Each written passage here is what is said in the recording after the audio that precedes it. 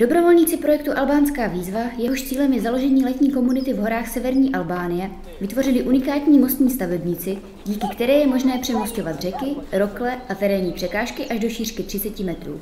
Celý systém navrhli tak, aby se dal převážet na oslech v oblasti, kde nejsou žádné cesty s jízdné autem, chybí elektrifikace a aby se dal postavit v minimálním počtu lidí bez jakékoliv mechanizace.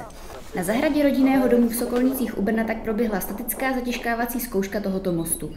Ocelový most postavili dobrovolníci zapojení do projektu Albánská výzva na základě zkušeností se stavbou mostní konstrukce z loňského roku. Takže to, co vidíte za námi, je 30 metrů dlouhá mostní konstrukce pro vývoz do severní Albánie, do oblasti Cura-Jeper, kde se angažuje Albánská výzva.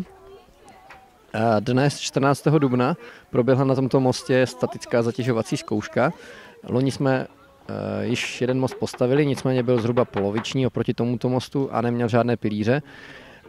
Letos máme most o délce 30 metrů a výšce v nejvyšším místě 3,5 metru a zatěžovali jsme ho zhruba 40 dětmi a dalšími osobami. Loni jsme most zatěžovali koněm, který měl pouhých 500 kg, kdežto 40 dětí má výrazně vyšší hmotnost a letos máme výrazně delší most. Z dovezeného materiálu chtějí dobrovolníci projektu Albánská výzva postavit 2 sezónní mosty. Po skončení turistické sezóny budou mosty kvůli jarním povodním opět vytaženy na břeh a uskladněny do začátku následující sezóny.